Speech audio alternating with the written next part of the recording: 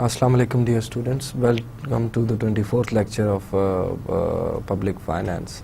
Now we are discussing the government finance in this lecture, and we are discussing the effects of various taxes and on the market outcomes, and how those taxes might create inefficiency. And we also discussed certain scenarios in the last lecture in which we discussed that how excess burden which is created out of those taxes can be reduced. So we basically started the lecture with the discussion of a lump sum tax. A lump sum tax is a tax which is on the head count. Basically, it is not associated to income or consumption or wealth of the individual. It does not increase with consumption of any good. So we said that these lump sum taxes are basically might be better than the other taxes in some kind of scenario. They are more efficient. So that is why we can evaluate the performance of other taxes when we compare them with the lump sum tax. Now lump sum tax are not easy to avoid, because other taxes, in other taxes you can hide consumption, you can hide your level of income, and then you can avoid paying tax. But in this case, tax evasion is not possible because it is a lump sum tax. In other words, it is not associated to income, or it is not associated to consumption or wealth. So there are only income effects in this case. There won't be any other type of effect like substitution effect in case of a lump sum tax. And then we also discussed that they do not affect the market outcome because they only distort the level of income an individual has. They do not distort the market equilibrium, which is marginal social benefit equal to marginal social cost. So what they do is they reduce your real income, and you have another new demand curve. You, based on that reduced income, you basically demand a new quantity, and based on that, new market equilibrium would be found. And basically it does not distort the market. On the other hand, there are price distorting taxes. Price distorting taxes would be the ones which change the relative price of one product, and as an example, we discussed the price of gasoline and use of gasoline, and we discussed that if there is a price distorting tax, what would happen. And we compared this scenario with the scenario where there is a lump sum tax, and we found out that in case there was a price distorting tax, then individual would go through an income effect as well as a substitution effect, because the line would pivot along the y-axis and it would shift on x-axis, making gasoline, for example, relatively more expensive to consumption of all the other goods. We were doing an indifference curve analysis in this sense, and then we saw that if in place of this, individual actually shifted from utility level U3 to utility level U1, which is much lower. Then we considered that if it was for example lump sum tax, in that case the budget line would shift inwards, and that would result in a scenario that individual would move on to utility level U2, which is much better than utility level U1, and he would be much better off. And there was income and substitution effect in both cases.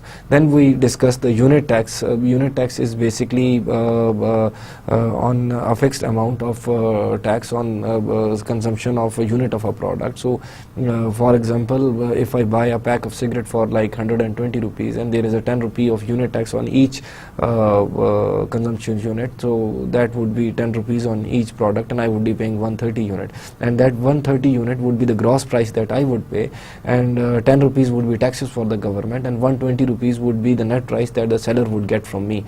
Seller would get in fact 120 rupees. 10 rupees tax would go to the government.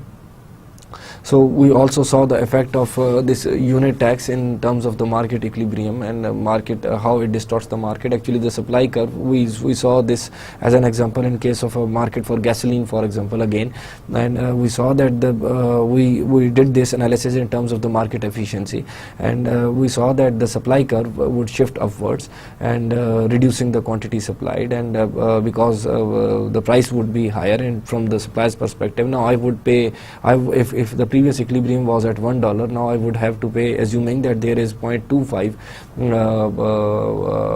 unit tax applied by the government. So the gross price would come out to be $1.15, and the net price would be $0.90, which would go to the seller, and there would be a deadweight loss or excess burden in that.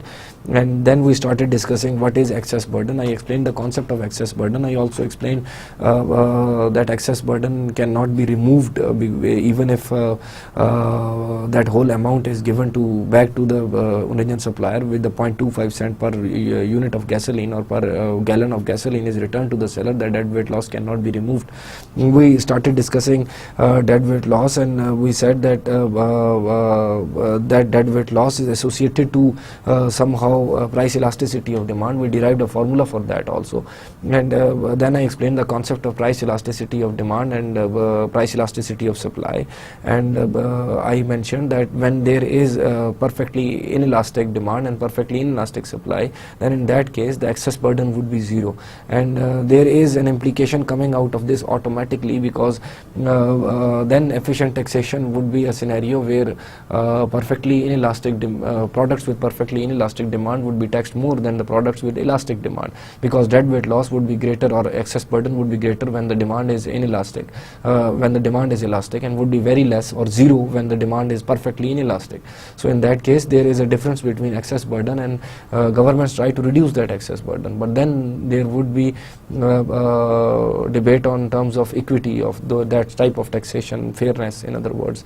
But we took this idea further, and we discussed that we derived an efficiency loss ratio, which would be deadweight loss divided by the total revenue generated by the government. In other words, it would express that the amount of deadweight loss on 1 rupee or $1 of revenue collected. So if that amount is small, that would mean there is a smaller excess burden accumulating, and if the amount is large, then there is larger excess burden accumulating, because if the deadweight loss is large and in terms of revenue collected, so that would be an inefficient taxation. So governments aim, in order to aim efficiency, they aim to reduce the excess burden on the economy or deadweight loss to the society or economy. So what they would do is they would try to reduce that. So this deadweight efficiency loss ratio is an ideal scenario for policy makers. They might use it to for example use it to decide the type of taxation which would give them the maximum amount of revenue, giving the least amount of causing the least amount of efficiency in the system. So then we moved on, then we are going to move on. In fact, in this lecture 4 we will be discussing the same scenario, the taxation, price efficiency and the distribution of income. Taxation is like a very major source of revenue for the government, whether it is a direct taxation or indirect taxation, but those taxation efforts by the government or taxation activities by the government causes distortions in the economy also. No doubt they are very necessary to finance production of government goods and services. If we do not pay taxes, then who would build roads or build dams or build bridges or build, for example, motorways or provide national defense or provide police services or firefighting services or protect the environment? So all those things are expensive, and for that government needs those taxes. But they also be required, there is required to be the care needs to be taken in this scenario that those taxes do not cause inefficiency in the market mechanism. So we continue that discussion with a new term that I am introducing right now, which is the incidence of a tax. Now the legal incidence is the burden of a tax as determined by who is legally obligated to pay the tax. Now that is incidence of tax, that whether the buyer is going to pay that tax or the seller is going to pay that tax. So for example, there is a sales tax on certain product. So if that sales tax is to be, if the product's price is 100 rupees and there is a sales tax on it, so would that burden be borne by the consumer, that for example on a $100 product there is a 20% sale tax, and that is 100, that takes its price to $120. So would I be bearing $120, or would the seller would be giving, after taking 100 rupees from me, would he be paying $20 of the sales tax? So there is, for example, that is about incidence of taxation. The legal incidence is the burden of a tax as determined by who is legally obligated to pay the tax. But then there is a difference, that there is an economic incidence is the burden of a tax as determined by how much the parties are affected in terms of paying higher prices or receiving lower prices. So there is an economic incidence that would be, we would be discussing that, because that is directly again associated to elasticity of demand. We would find out that for the products whose demand is more inelastic, then the consumers in the end up paying the taxes for those products. And then we would also discuss in terms of a perfect competition or in terms of imperfect markets, then who would be bearing the burden of that tax in the end. So there, that would be the economic incidence. Now legal incidence would be that legally who is supposed to pay, who bear the burden of that tax applied by the government. But economic incidence is like in the long run who would be actually bearing that burden of tax. So then there is the concept of shifting of taxes. For example, forward shifting is the transfer of burden of tax from the seller, who is legally obligated to pay, to the buyer. In terms of the gasoline example, we discussed that in terms of the gasoline example, that 0.25 tax which was applied on the gasoline, on purchase of gasoline, the unit tax was supposed to be paid by the seller. But then in the end that burden was transferred to the buyer, and the price was increased of the product, and in that case, because the supply curve shifted upwards, and that increased the price of the product, and that caused the burden to be shifted towards the consumer, not the seller. No doubt he was also bearing some burden in terms of the excess burden, but in terms of decreased revenue, but that all after that price, the burden was being, in the end basically the burden was being bore by the consumer of the product. Then there is backward shifting, is the transfer of burden of the tax from the buyer who is legally obligated to pay to the seller. This is other way around. Backward shifting is when the buyer shifts the burden towards the seller. Now that would be, for example, would be a payroll tax. Now that would mean that if labor is being hired, and we would discuss that example, if labor is being hired and there is a payroll tax on that, then labor is the supplier of the services, that market, and the consumer of that market is actually the firm which is acquiring that labor. Now the burden would be shifted on, for example, the supplier of the product, which is the labor in this case, and that is backward shifting. So when the consumer shifts the burden towards the supplier, when legally the legal incidence is that consumer is supposed to bear the burden, but when he shifts the burden on the supplier, that is backward shifting. And that is actually, these two scenarios represent economic incidence rather than the legal incidence, because in the first case the legal incidence was that seller was supposed to bear the burden, but they transferred the burden to the buyer, while in the backward shifting the buyer was supposed to bear the burden, but they transferred the burden to the seller. So that is actually economic incidence. So I hope now that you are clear, after discussing the shifting of taxes, forward shifting and backward shifting, you would understand the concept of, also understand the difference between the legal incidence and the economic incidence, the difference between these two. Now there is another type of tax which is ad valorem tax, and these are actually a fixed percentage to the price of the good. And now the primary examples is sales tax, for example. And now higher the price of the good, greater is the tax per unit. If for example tax is, for example, as I said, that 20% of 100 rupees of a product that I purchase, then if it is a fixed percentage, it is 20%, but if the price of the product goes up, then the amount of tax collected by the government automatically goes up. So higher the price of the good, greater is the ad valorem tax per unit. So this is represented by the total tax revenue equal to T, the percentage that is allocated, multiplied by the price of the product. As the price of the product goes up, that percentage is fixed, no doubt, it is not changing, but the total tax revenue collected by the government is increasing. The tax increases automatically with increase in the price of the good. That is again the same statement repeated in like different words. Higher the price of the good, greater is the tax per unit, and when the price of the good increases, the tax collected by the government also increases. Now, for example, there is again a deadweight loss in the sense of this ad valorem tax, and initially we discussed the deadweight loss, which is the top equation, half of the tax times the change in quantity. Now in this case it is very easy to recompute that. Now since tax that is being collected is equal to small t, the percentage, multiplied by p into g. So if we replace this t into the previous equation that we had in terms of elasticity of demand and supply, we would have half times t square and p square multiplied with equilibrium quantity by equilibrium price, multiplied by elasticity of supply and elasticity of demand being multiplied together, divided by elasticity of demand minus elasticity of supply. Now if t is very small, the tax percentage, the ad valorem tax percentage is very small, that would mean that the price and the gross price won't be very different from each other. Since t is very small, automatically there would be much difference between the price, equilibrium price, and the gross price that is being paid, because these taxes also distort the market equilibrium, but if they are very small, the distortion would be very small. So P star, which would be the equilibrium price, and P gross price, which is being paid by the consumer, there won't be any greater difference between them. So we can replace them each other, and if we replace them with for example PG with P star, we can rearrange this equation in terms of the last expression that is being written over here. All we have done is that we have replaced PG square with P star square, and that P star square cancels out, the power cancels out with there is P star square on the top and P star on the denominator, and if you cancel them out, that would be this last expression, half T square into P star into Q star multiplied by the multiplication of elasticity of supply and demand divided by the elasticity of supply minus elasticity of demand. This would be the incidence of an ad valorem tax. This would be the excess burden in the sense of ad valorem tax.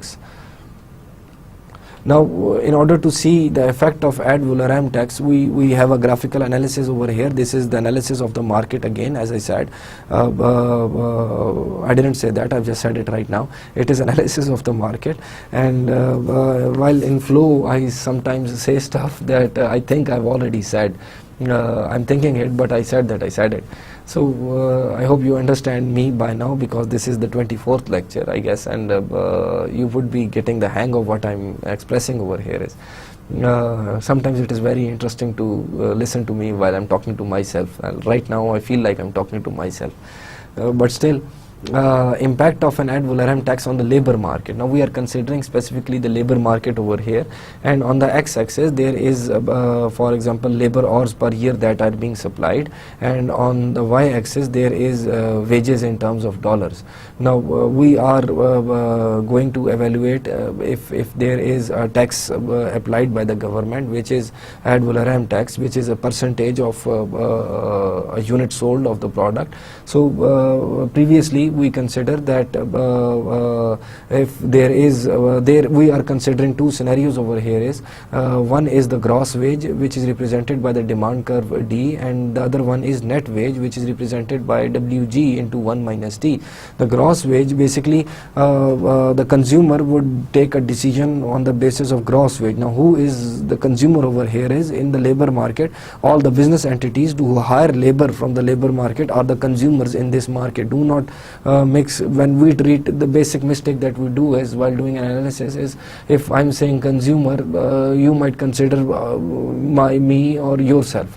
Now in this case we are the suppliers. Actually we are providing labor in the market as a input as a factor of production. Labor is being provided in the market, and we are the suppliers, and the consumers or buyers are those individuals who are hiring that labor from the market, all the business entities, the government, and everybody else who hires the labor from the market. So we are the suppliers, and they are the consumers. So there are two demand curves. Why these demand curves are there are two demand curves? Because the consumer would take a decision on the gross wage, so the top demand curve, which represents D is equal to gross wage, and the supplier would basically, I mean for example the labor force, would take a decision on the net wage, which is WG 1 minus T. WG 1 minus T represents the incidence of the tax, that the burden of tax has been shifted on the supplier as such. So supplier takes the decision based on the net wage wage, and the consumer takes the decision based on the gross wage.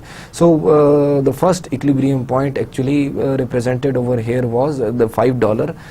On the x-axis there is wages in terms of dollars. So when assuming that there is only one demand curve, initially the demand curve is a D represented by gross wage. Assume that there is no difference between gross and net wage right now. There is no ad valorem tax applied by the government over here is. So the equilibrium point would be where the top demand curve, which is D, intersects S, the supply curve, at the equilibrium point E.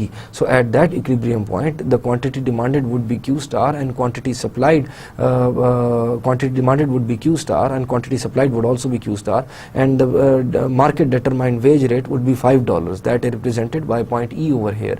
Now what would happen is that in terms of when there is ad valorem tax applied by the government, and that tax, the incidence of that tax, the shifting of that tax, there is backward shifting. The consumer shifts the burden of that tax on the seller or the supplier. So who's the consumer? The consumers are the firms who are hiring labor, and the seller is all the labor force. When the burden is shifted on the labor force, the supplier actually, the demand curve shift downwards over here, and they would reduce the quantity supplied. So that is represented by E prime over here, and that is the quantity reduced because of that ad valorem tax is represented by Q1, and the net wage would be defined as 4.16, and the gross wage based on that net wage would be defined as 5.20, which is the gross wage, which is the wage that the consumer has to face. They have shifted the burden over there, and then there is excess burden also in this case, which is represented by A, E prime and E, the triangle over there. The supply curve is relatively you can say inelastic. It is not completely perfectly inelastic. If it were perfectly inelastic, it would have been straight line parallel to y-axis, but now it is tilting towards right, showing a positive slope, that higher wage rates would result into higher quantity supplied, and lower wage rates would represent into lower quantity supplied, since there is a tax, and the burden of the tax has been shifted on the suppliers. So the quantity supplied would reduce, and they would supply Q1, and the new equilibrium point would be E prime, and the net wage would be 4.16, but the gross wage would be 5.20. Now, as I said, that the consumers or the firms who are hiring the labor are actually looking at the gross wage, and then for example the suppliers, or in terms of labor which is being hired, is looking at the net wage. That is why they would reduce the quantity supplied, and there is an excess burden represented by A, E prime and E, and this excess burden actually represents that how much substitution effect is taking place between work and labor due to this taxation by the government and the reduced quantity by the laborers. And then we also need to see over here is that the total revenue, which is starting from point WG to WN and going to A and E prime, is the amount of tax revenue that is being collected by the government. I hope you can see over here is that the difference, the gap between the gross wage curve and the net wage curve is increasing as we consider that, because more of the labor is demanded, the difference or the ad valorem tax, since it is a percentage, then the tax would be increasing with that. Then we need to consider the independence of legal and economic incidents. It does not matter whether the buyer or the seller is legally liable for a tax. The actual outcome, the economic incidence of the tax, is determined with the supply and demand elasticities and the amount of the tax and the original equilibrium price and quantity actually. So legal incident does not matter in this case, because whenever a tax is applied, any sort of tax, just like we discussed the unit tax over there in the previous gasoline example, so that tax was on the supply buyer, even if that tax is placed on the sellers, then the burden of that tax would be defined, the actual economic incidence, that who would be bearing that burden would be, as I said earlier, that would be dependent upon the elasticity of demand and supply, and would be dependent upon the amount of the tax, and would be dependent upon the original equilibrium of the price and quantity. All these factors would define the economic incidence, because legal incidence would not matter. And we would see examples like this. For example, incidence of a tax collected from buyers this time. Previously we discussed the same example of price of quantity of gasoline per year. If you see the graph over here, is on the x-axis it should be the quantity of gasoline supplied per year, on the y-axis it is the price of gasoline in dollars, and there is a demand curve and a supply curve. Previously we discussed that if the supply curve there was a tax on the seller, and in that case government decided to place a unit tax on the seller which was equivalent to 0.25 per gallon. There is a mistake on the x-axis, it is not the price, it is the quantity over here. It should be quantity. So when you read that, you should in fact you should already know that I did a mistake over here is by making that slide. So on x-axis there is a quantity, on y-axis there is price. Now previously what we discussed, I want to link them together to see if there is any difference on the economic incidence of the tax. Previously there was in case there was 0.25 unit tax applied by the government on the seller, and the supply curve shift upwards, and that resulted into decrease in the quantity demanded and increase in supply, and then we also saw that PG was, for example, the gross price paid by the buyer was $1.15, and we saw that PN net price acquired by the seller, which was received by the seller, was 0.90, in fact 90 cents, and 0.25 cents was going to the government. Now that was a unit tax on the seller. Now let us consider the same example, but this time we would consider the net the unit tax on the buyer, just to prove that incidence of tax, legal incidence would not matter. The only thing that would matter would be economic incidence. Now let us see if there is $0.25 tax, 25-cent tax on the buyers, then that would make that would cause the demand curve to shift leftwards, and showing the decrease in quantity, because the price is higher now, the real price of the product is greater for me, so I would reduce my quantity, basic demand and supply law. Now if that would have happened because of the changes in price themselves, then that would have been movement on the demand curve. But since it is something outside this paradigm that is affecting the price, that would mean the demand curve would shift inwards. There would be shifting of the demand curve. You can explore that later on, even if you want. When does the demand curve shift and when there is movement on the demand curve? Whenever there are changes, because this paradigm can only explain the relationship between price and quantity. Whenever there are changes in prices and quantities, then there is movement on the demand curve or on the supply curve. Whenever something outside this paradigm which is being mentioned in this graph affects the demand curve and the supply curve, then the demand curve and supply curve would shift. Like changes in income would shift the demand curve outwards. Reduction in income would reduce the demand curve, would shift the demand curve inwards. For example, a tax by the government would shift the supply curve upwards or leftwards, and a subsidy by the government would shift the supply curve inwards if it is towards the supplier. But if the same subsidy is for the buyers, then the demand curve would shift rightwards, and if the same tax is on the consumers, then the demand curve would shift inwards. So this is exactly what happened over here. Is there is 0.25 unit tax being applied on the consumer for consumption of that good, and the demand curve have shifted inwards, and that has resulted into the new quantity demanded, which is Q1, which is being represented by the new equilibrium point A. The previous equilibrium point was B, where there was no tax, and demand curve was equal to marginal social benefit. Now equilibrium quantity was Q star and equilibrium price was $1 per gallon. Now when there is a tax which is represented by marginal social benefit minus tax, then the demand curve would shift inwards towards the origin, showing reduction in the quantity, and the new quantity would be Q1. At this new quantity, the gross price, for example, that I would be paying would be, for example, including the tax. So the gross price which the buyer would be paying now would be $1.15, and that would be 0.90 cents plus the $25 that he would be paying, plus 90 cents plus 25 cents equal to $1.15 that I would be paying for as a consumer, and that amount out of this total amount, 0.25 cents would go to the government and 0.90 cent would stay with the seller. So you see the total outcome is still the same.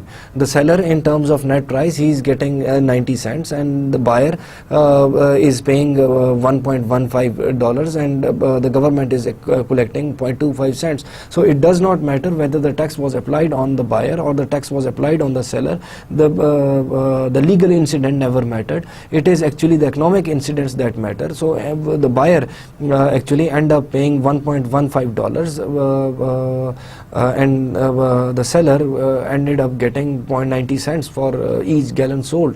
So then there is again the same excess burden represented by ABC over here, which is the excess burden because the quantity is reduced and at a reduced price, and that is not accumulating to anyone, neither the government nor the seller nor the buyer. So that's why it is an excess burden. So you see the incidents, legal incidents of a tax, as I said in my previous slide, legal incidents won't matter. It all depends on the elasticity of demand and elasticity of supply and previous equilibrium quantity and supply, price, that who would be bearing the economic incidents. So now let us take that further. I guess I narrated that slide already. I guess I should read that once. The result is exactly the same distribution of tax burden that prevailed when tax was collected from the sellers. So as I said, that even if the tax is collected from the seller, the tax is collected from the buyer, the economic incidence was same, because the economic incidence does not depend upon how and to whom the tax is applied on. What is the legal incidence? The economic incidence depends upon the elasticity of demand, elasticity of supply, and the previous equilibrium prices and quantity before that tax was applied. So we would be discussing that scenario in a sense, that what would be the effect of elasticity or elasticity of, for example, demand over here. Now, as you read on the heading of the slide, the more inelastic the demand, the greater the portion of a tax borne by the buyers. Why? Because as I explained, the concept of inelastic demand. What is inelastic demand? That I have to buy that product. For example, if I have to buy flour and there is a tax by the government on flour, so that would automatically mean that the seller can easily shift that burden on me of that greater taxation. So the demand is inelastic when changes in prices do not affect the quantity demanded, because that product is mostly a necessity. The demand is mostly inelastic for necessities. So that would mean that the seller can easily shift that burden on me, on the consumer. So there is a similar example over here, is trying to show the difference between the elastic demand and inelastic demand. On the x-axis there is quantity demanded of gasoline per year, and on the y-axis there is price on dollars per year. In order to show this, we have made two demand curves. Now first consider there is no taxation by the government, there is no intervention by the government. There are two groups of people. One is with elastic demand of gasoline and the other one is with inelastic demand of gasoline. The curve which is more vertical is inelastic, and the curve which is rather horizontal is elastic. Because a more elastic curve would be parallel to x-axis, and a perfectly elastic curve would be parallel to x-axis, and perfectly inelastic curve would be parallel to y-axis. So the vertical curve, the curve which is rather vertical, is represented by d prime over here, and the curve which is flatter relatively to this curve is represented by d over here. So d is the relatively elastic curve and d prime is the relatively inelastic curve. Relatively in a sense that when compared with the other, there can be other perfectly elastic or inelastic curves, but when these two are compared with each other, D is more elastic than D prime. So there is one single supply curve representing the quantity being supplied. So the point of equilibrium is represented by B over here. When there is no taxation, the seller would be charging a price based on the market as such, and the market equilibrium is determined automatically by how people would demand that product. And now in this scenario, I am just assuming that I have divided the total demand of the product in two segments, for elastic and inelastic demand, for two types of people. This is not usually done, but I guess it would be more easy for you to understand in that sense. So we are assuming that there are people who have elastic demand for gasoline because they can find why elastic, because for those people who can find substitutes of the product, the demand is elastic. For example, if I can find substitute of flour, then the demand would be elastic. If I can find substitute of gasoline, I don't drive my car, I hire public transport, I walk to my office, then the demand would be elastic. But if I cannot find a substitute for gasoline in this example, I mean I live very far away and I only have one car and there are no other means of transportation over there, then my demand would be inelastic for that. So the D prime is the inelastic demand curve and D is the elastic demand curve. I have categorized consumers into two segments over here. So the supply curve is supply is equal to MC. There is no tax right now. Equilibrium point would be B, where the price charged is $1 and the quantity is Q star. So in this sense, when there is now we consider a tax incidence over here, that government applies a tax. So if government applies a tax, then the supply curve would shift upwards, and tax is on the seller, of course. And we need to see that where actually if the government applies a tax, we previously discussed that it won't matter, like if government applies a tax, it won't matter because of who would bear the burden, either the consumer or the seller, because there would be an excess burden, and because economic incidence would depend on the price elasticity of demand and previous quantity and previous equilibrium price. So we are now considering trying to establish that the economic incidence, the difference in economic incidence. So over here the legal incidence is that the government has applied a unit tax on the seller, so the supply curve has shifted upwards. Now that's the shifting in the supply curve represents a new equilibrium point on each of the demand curves. So now each of the demand curve represent a different sort of a scenario. For example, for the demand curve which is elastic, the new equilibrium point is represented by C over here, and that is the price $1.15, while the demand curve which is inelastic, the equilibrium point is E over here, which is $1.20. While on the other hand, if we drop those lines down towards, for example, the previous supply curve, we need, in order to see the net prices accumulating in case of both of these consumers scenarios.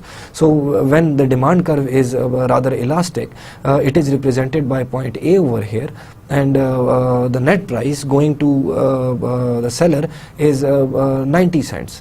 And this represents that 90 cents would stay with the seller. The consumer whose demand is elastic would pay $1.15, and 90 cents would stay with the seller, and 20.2 or 25 cents would go to the government. While when the demand curve is rather inelastic, it is a straighter. Now we discuss the D prime demand curve. Then in that case, the seller would get 95 cents, and the buyer would pay 1.20 cent and $1.20, and 25 cents would accumulate to the government. I hope you see the difference. There are so many lines on the graph that it might be difficult for you, but I hope you see the difference. In case of what is now, this is actually, I have divided the consumers in two categories, elastic and inelastic, consumers with elastic and inelastic demand curve. I also have assumed in this, bearing in this, that it is possible for each type of consumer to be identified at the time of getting a fill in the filling station, and they would be charged different prices. Let's assume that, because otherwise these would be two different markets, and I can say that this is one market. For example, is the gasoline being supplied in one market is where the demand curve is inelastic, and very far away there is another market where the demand curve is elastic. We can also say that, but the end result would be same. What we need to conclude over here is, let's focus on that. When the demand curve was elastic and there was a change in price because of tax by the government, what the effect was that quantity reduced a lot. quantity reduced from Q star, for example, to Q1, which was represented by point C on the equilibrium. As I said, that small changes in prices causes huge changes in quantity, and that is only in the case of elastic demand curve. But when the demand curve is inelastic, for example, then in that case, the change in price has caused a very small amount of change in the quantity demanded, and that would mean that is represented by Q2 over here. The distance between Q2 and Q star is very small, representing a small change in quantity with the same change in price, while in terms of elastic demand curve, the gap is Q1 and Q star, representing that there is a larger change in quantity demanded due to that same change in the price. So what is happening over here is that because the demand is inelastic for D prime, so and the price net price accumulating to the seller for inelastic demand curve is 95 cents, while in terms of elastic demand curve it is 90 cents. So you see that the burden is shifted more on for example when the demand curve is inelastic. 95 cents against 90 cents, there is a difference of 5 cents over here, and that same difference carries on to the gross price that is being paid. Since his demand is very inelastic, so he is paying $1.20, while the other set has a demand of very elastic, demand curve is elastic, so he is paying $1.20, so $1.15. There is again a difference of 5 cents that is moving. That burden of 5 cents has been shifted from seller to consumer. So that only takes place as the demand curve gets more you can say inelastic. The burden would be shifted from seller to consumer. So the more elastic the demand curve, as the heading reads, the more elastic the demand curve, the greater the portion of a tax is borne by the buyers, because sellers would know that their demand is inelastic, they cannot survive with that without that product or service.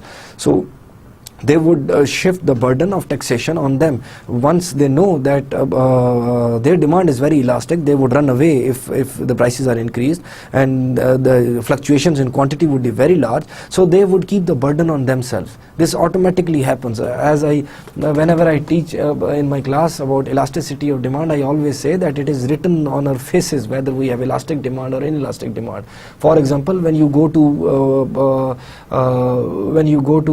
for example any hilly recreation area in times of the season, then the prices charged would be very high, because they know that once you are here you need to stay over here.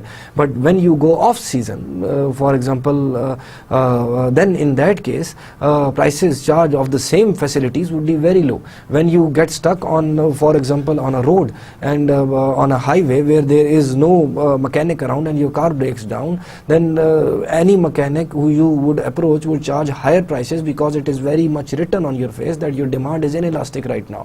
But on the other hand, if your car breaks down in the city and you can approach the mechanic very easily, then the prices charged would be lower as compared to the price charge on a national highway, for example. So the elastic and inelastic part is mentioned on our faces in one sense, and that would mean that seller knows that if the demand is inelastic, he would transfer the tax burden on you, and if he knows that the demand is elastic and this guy would run away, he would keep the tax burden, most part of the tax burden, on himself.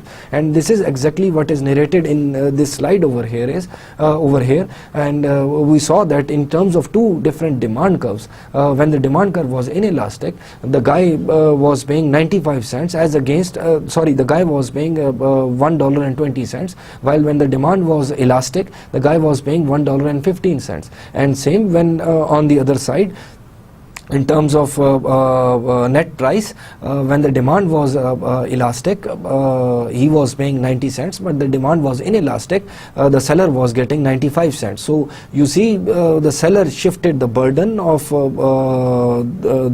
taxation on the consumer as soon as he realized that his demand is inelastic rather than being elastic. So this was the whole context of this, that it does not matter about the legal incident sense that who is supposed to pay, who bear the burden of that tax. It is about the economic incidence, that whose demand is more, whether the consumer's demand is elastic or inelastic, or what were the previous point of equilibrium in terms of equilibrium price and equilibrium quantity, and that would define who would bear the burden of that tax. So taking this further, now consider the impact of a tax on a good with perfectly elastic supply. Now what would happen if the supply is perfectly elastic? That would mean they can supply, perfectly elastic supply is represented by a line parallel to x-axis.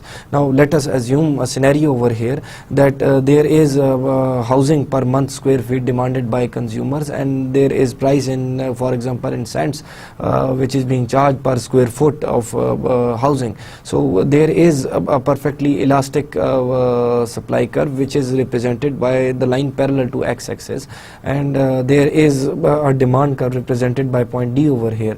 Now this actually previous point of equilibrium was at 50 cents, where marginal cost was equal to the supply curve and quantity demanded was Q star. But since the demand curve is perfectly elastic, supply curve is perfectly elastic, then if there is a tax in this scenario, tax by the government may be equivalent to 10 cents. So that would shift the supply curve up in terms of the price, and since the supply curve is perfectly elastic, the seller would be completely successful in shifting the burden on the consumer. So this burden of whole 10 cents has been shifted on the consumer, represented by Q1, and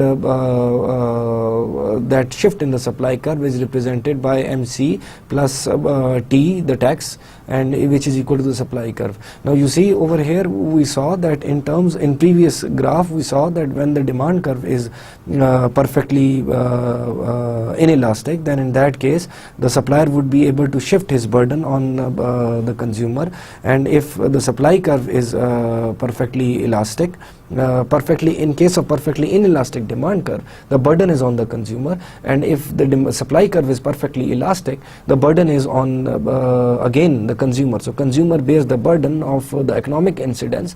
The economic incidence of tax goes on the consumer whenever the demand curve is relatively inelastic or the supply curve is relatively elastic. Now it actually happens in most of the scenario that generally the supply of goods and services is more elastic in the long run than in the short run, because firms can change their supply based on various economic scenarios. They can hire more labor, they can hire less labor, they can hire more capital, they can produce less or more. In the long run, they can easily change the supply of the goods that they are producing. So it is most likely that over the long run it is a possibility, since the firm can a perfectly elastic supply curve would automatically mean that their supply changes whenever they want. So that would mean that they can, if any industry, in any type of industry, can shift resources among various types of production, then that would mean that their demand is elastic, and they are not bothered about they do not bother about changes in the quantity that they need to supply. Whenever they need to increase the quantity, they would just move in resources. We assume over here is in case of perfectly elastic supply curve that the mobility of resources is open, and there is no additional cost of hiring more labor or acquiring more capital and more raw material, no additional cost. So whenever they want to increase the labor, they can increase the labor, and when they want to reduce the labor, they can reduce that labor, and that labor can utilized in another, that can be, resources can be allocated in some other industry where demand is greater. So if demand curve is elastic, then they can reduce the quantity whenever they want. So if there is a tax incidence and legal incidences on them, they would be very easily shifting that burden on the consumer. So this is what we saw in the previous graph. So normally in the long run, the supply curves of firms are more elastic, because long run is the time period when we consider. There is a difference between long run and short run in economics as well. I should rather than accounting, I guess we should explain that right now. long run is the time, short run is the time period in which at least one factor of production is in fixed supply, and long run is the time period in which all factors of production are treated as in variable supply. Now let me try to narrate it. For example, the production function Q is a function of capital and labor. Now if in a given time period, it can be 1 year, it can be 2 year, and it can be 3 year, it depends on the industry, because in economics the short run and long run time periods depend on the type of the industry. They may differ from industry to industry. For example, we assume that in an institution it is very easy to change capital and labor maybe for in a year time period, because they can build new buildings in a year time period. So and labor is visiting, they can hire visiting faculty, they can hire permanent faculty, and they can hire administrative staff, they can fire administrative staff, they can fire faculty. So that would mean they can change faculty or labor in a matter of weeks. But the main thing, that the building, the infrastructure that is required, that can be built in a year. So for them 1 year and less than that would be short run, because capital would be in fixed supply. For example, in 6 months they can change labor, but they cannot change capital, so that would be in fixed supply. Now period greater than that, since they can change the capital also, greater than 1 year would be treated as long run for them. Since I said that it depends on the industry to industry, now consider an example of a nuclear power plant. For example, it is more difficult to hire, for example, sophisticated engineers or physicists or scientists, and it is even more difficult to hire, for example, to build a big dome for nuclear fission reaction. So maybe it would take 5 to 10 years. So capital would take 5 to 10 years, and labor would take maybe 6 months to hire, or 7 months, or maybe 2-3 months to change the labor, considering that they are specialists in their fields. So it would take more time, and they are like in scarce supply, assuming that they are in scarce supply. So in that case, their long run would be a period less than 5 years, and short run would be a period less than 5 years, and long run would be a period greater than 5 years, because beyond that point the capital and labor is fixed. Now once I say over here is that generally that supply of goods and services is more elastic in the long run. That would mean that most of the industries can manipulate their labor and capital very easily over the longer run of time period. It would depending on the industry to industry. And in that case the long run supply curve would be elastic. So that would automatically mean that in most of the cases buyers are more likely to pay the taxes in the long run, even if government applies a tax in the short run time period, when the labor when the supply of that good is rather inelastic. Then the burden might be shared between them, but later on when their demand curve becomes more elastic, it becomes flatter and more and more flatter, relatively flatter, not perfectly elastic but relatively flatter. Then that would automatically mean that they can easily shift the burden on the consumer, because on the buyer, because if you are not willing to buy, we just reduce the quantity. In simple words, I can express that if an individual is not willing to buy, then I can reduce the quantity as a supplier. So my demand curve is more elastic, and if you are willing to buy, then you have to pay that amount of tax. So the demand curve is relatively more elastic in the long run. And in times in as we discussed in the previous two examples, in case of inelastic demand curve or in terms of elastic supply curve, the burden would be borne by the consumer. Industries where resources can be easily shifted to other use have elastic supply curves in the long run, and as I've already discussed. So that would automatically mean that their supply curves would be elastic, and they can easily shift the burden on the consumer. Now take incidents when supply curve is perfectly elastic. Now in this case, this example is specifically about, for example, we discussed this sort of example before. On the x-axis there is labor supply and labor hours that are being offered, and on the y-axis there is wages. I hope you are clear on this. As I said earlier, that who is the supplier over here? For if we are discussing the labor market right now, who would be the supplier of labor market? Yes, that would be us. Now, we are the suppliers in the labor market, and who are the buyers then? All the business entities, firms, private sector, government, all the firms who are hiring the labor would be the supplier, would be the buyers in this case. So we are the suppliers. Now, our demand, for example, our supply is perfectly inelastic. That would mean that there is a fixed quantity of labor that we are having to supply, and considering there might be, for example, a recession in the market, so that supply is fixed, and we are willing to supply that at any price in the market. We don't care about the prices or wage rates right now. So then there is for example, there are two types of wage. There is first demand curve represented by D is equal to W, and equilibrium point is WG, which is the gross wage rate, and there is a tax by the government in this scenario again, which is the net wage rate. Actually, as I said, we discussed similar example before, that gross wage rate would be looked upon by the consumers or the buyers, which are firms in this case, and net wage rate would be looked upon by us, because we would take decisions on that. But since our demand curve is perfectly inelastic, so in that case the equilibrium point is F. The demand curve is shifting down because of the taxation by the government, and this tax amount would be borne by the sellers, by the suppliers, because the supply curve is inelastic. We cannot change the supply curve. Supply curve is perfectly inelastic over here, so the burden would be borne by the buyers, in fact. So while the consumer would shift backwards, in which case, as we express, the concept of shifting backwards would mean that buyers would shift the burden to sellers. So we are the sellers of in the labor market, and they are the buyers. So if there is a tax by the government, and if our supply curve is inelastic, that would mean the whole burden would shift towards the seller.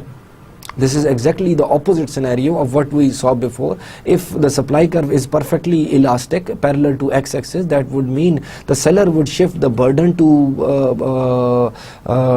the consumer. But if the supply curve is perfectly elastic, that would mean that the buyer would shift the burden to seller, because he has supply readily available and in the market, and whether people choose to buy or not, so he is bound to sell that product at any market determined price. So that is why, if there are taxes, then we would be bearing the burden. So now you see, we have defined three categories very clearly. If the demand curve is perfectly if the demand curve is inelastic, or being more inelastic, and the supply curve is perfectly elastic, in that case the buyer would have to bear the burden. That would be the economic incidence. And if the supply curve is perfectly inelastic, then seller would bear the burden, and that would automatically mean the burden would be shifted towards seller, and that would automatically mean that economic incidence would be in the other direction. So over here we basically highlighted and proved, in a sense, that legal incidence is different from economic incidence, and legal incidence won't matter, because over certain time period, economic incidence would be defined on the elasticity of supply curves and the demand curves. Now, again, considering another scenario which I also highlighted in the last lecture that we would be discussing, shifting under imperfect competition. Now, monopolists can shift less of a given tax forward to consumer than a competitive industry. That is a very striking sort of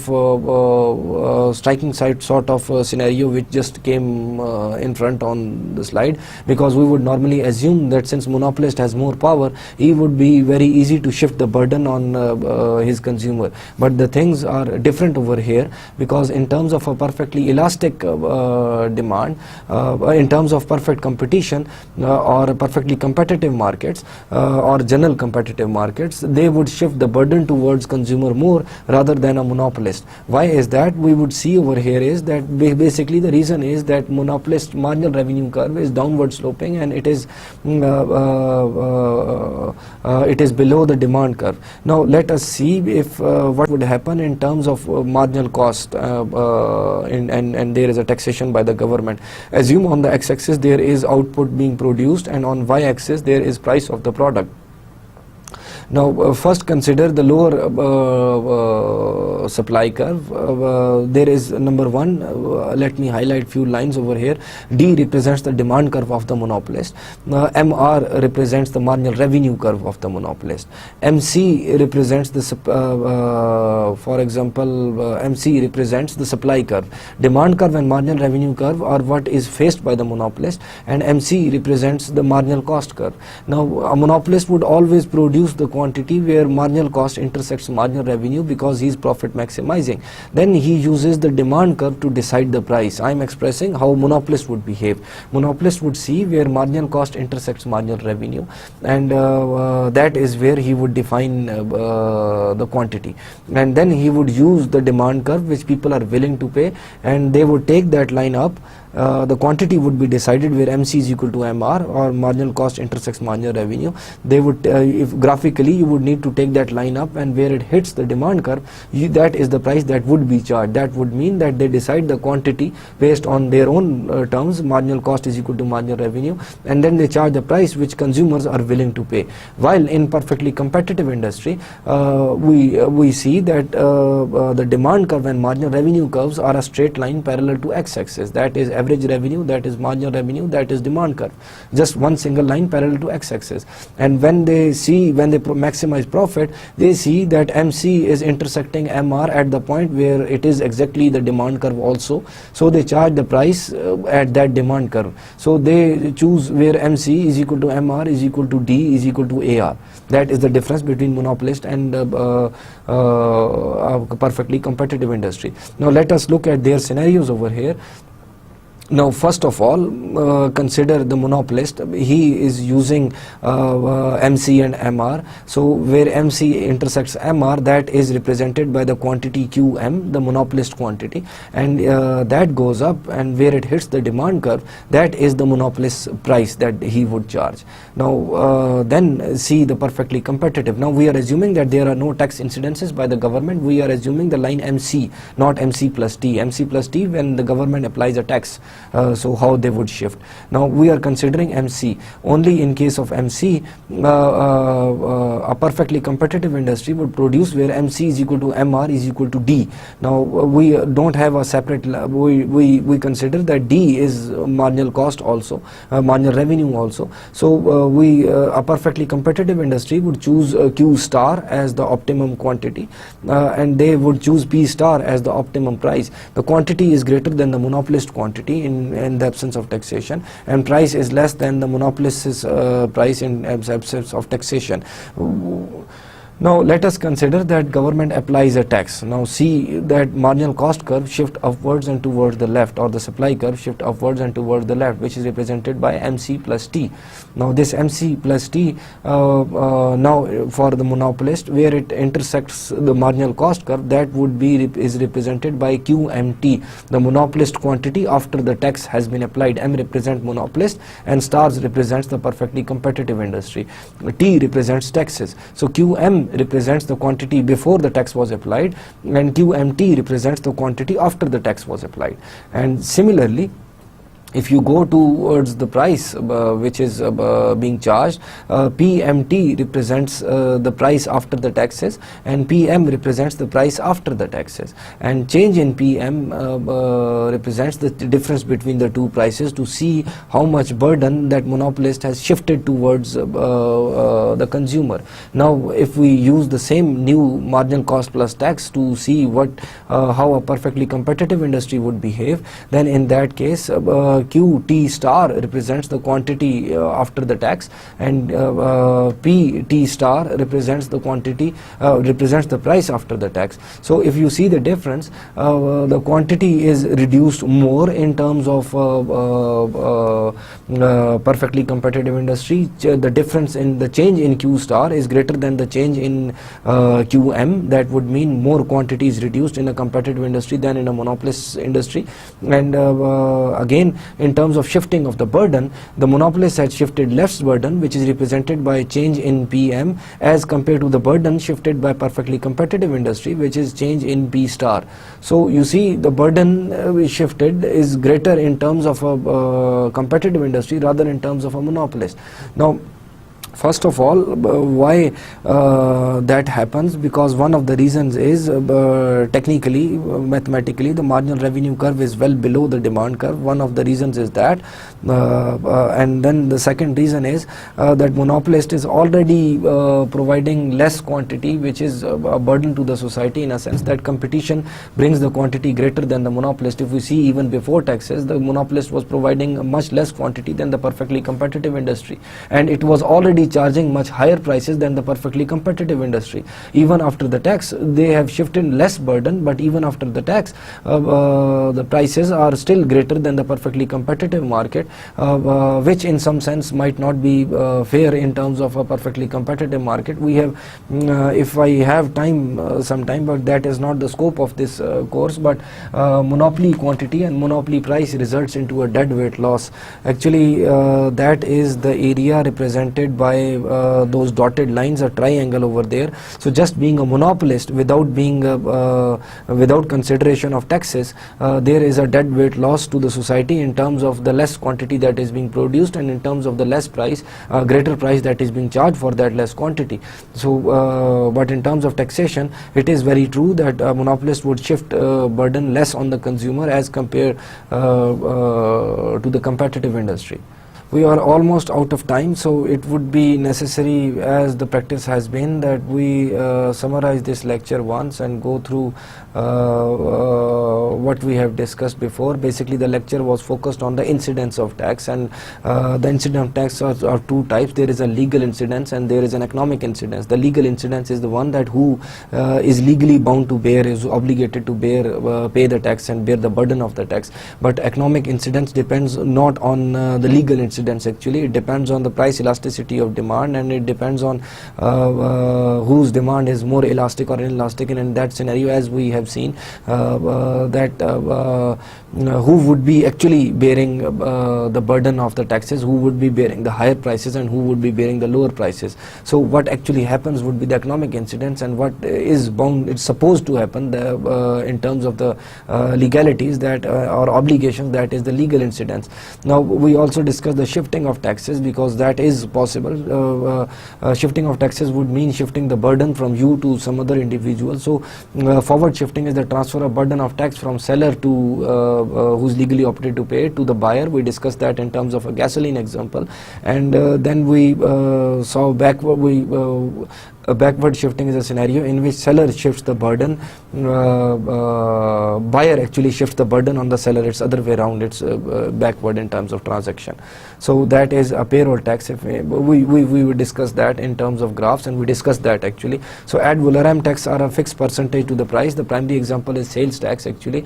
This is a tax on as a percentage on the price of the product. So if the price increases, the ad valorem tax also increases.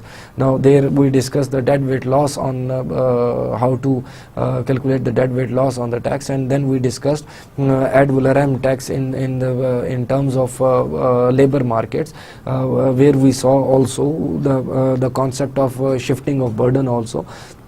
Now in labor market, the sellers would be the labor because they are providing their services, and buyers would be firms and entities who are buying those services from the seller. And if there is a tax applied by the government, specifically in this case, which is in terms of ad valorem tax, then that would result into two different demand curves. First demand curve is the gross wage demand curve, which would be looked upon by the consumers. As we saw that gross is looked upon by the consumers, and net is looked upon by the sellers, and they take their decisions based on gross.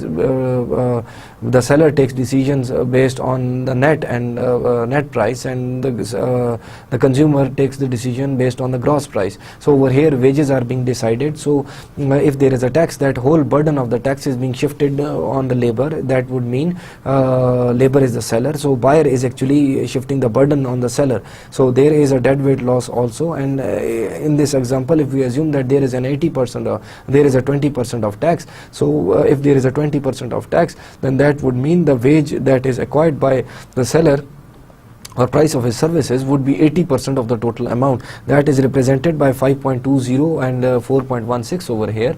That burden has been shifted on the seller, which is the labor in this case. And then the previous equilibrium point was 5, which could have been occurring if there was no tax. Once there is a tax on, for example, on seller, then the demand curve would shift down, and that would mean the demand curve for that product would shift down. That would mean they would be looking at the net wage. So we also saw that there is an excess burden in this case, represented by A, E prime and E.